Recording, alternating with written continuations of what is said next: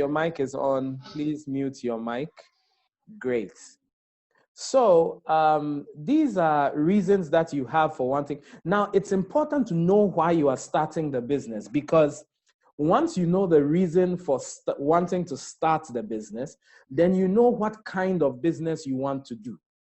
So if all you want is extra income to supplement your current job, what you are going to do is that you are going to have to look around to say, what business can I do that will not affect my job, but still give me extra income?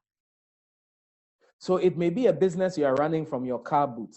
If you decide that you want to start a business to provide employment, the question you must ask yourself is, what kind of business will I do that is going to put money in a lot of people's pockets? So, I mean, it is important. Yesterday, one of the questions that was asked is, can I do a business I'm not passionate about? And the answer is yes. Let's say, for instance, you've been transferred to the northern region and you are looking for something to give you a bit of income. But every time you go back to Kumasi or you go back to Accra, people give you money to buy the smoke material. I don't like people using that term, but some people call it the what? Northern kente. So you realize that people are always giving you money probably to buy smoke material or to buy groundnut paste. Even though you may not be passionate about selling of smokes, you may see this opportunity to earn income. So it may not be something you want to do for the rest of your life, but because your reason for doing business at that point in time is extra income, you can go into it.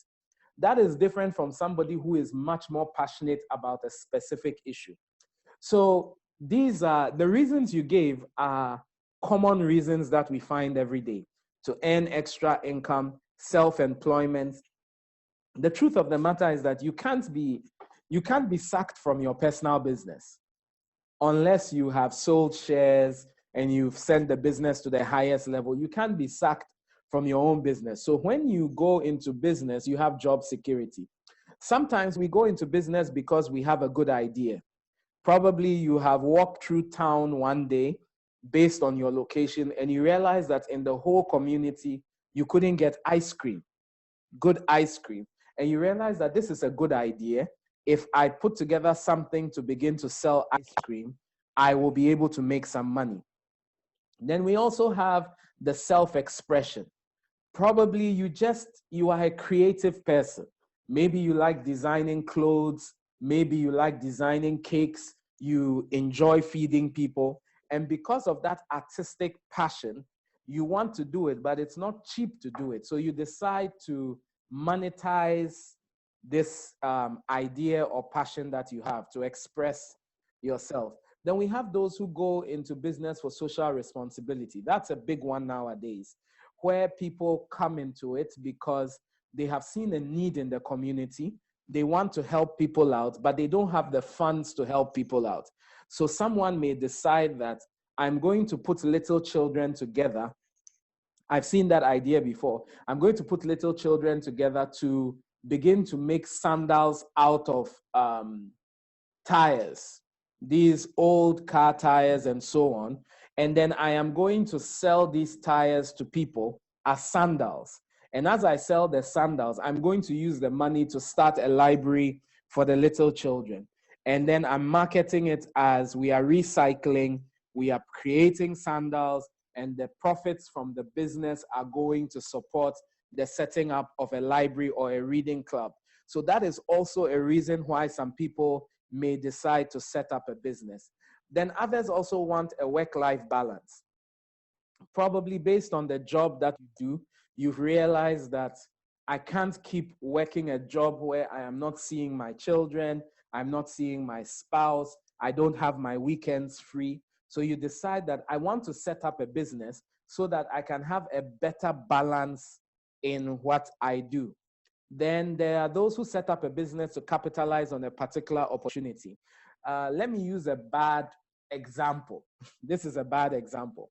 Some people will set up a business because their cousin became an MP, or because they know that if I set up a business now, there's an opportunity for me to get contracts.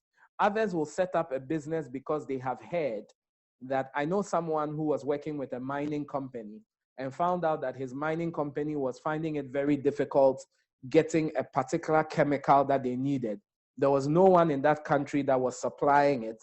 So to capitalize on that particular opportunity, he resigned from his job, set up a company that was importing these chemicals, started supplying to his former company, and then now started supplying to all the other mining companies. So you may be walking around and you see a quick opportunity and you decide that I want to capitalize on this opportunity that is made available. So those are some of the reasons. And as I said earlier, it's important to quickly identify the reason why you are going into it. Once you know the reason, because when the business begins to discourage you and you start to feel saddened by the difficulties of running a business, remembering the why you started in the first place is what is going to energize you to keep doing what you are doing. Great. Then the next thing that you would want to know is the nature of the business. The nature of the business.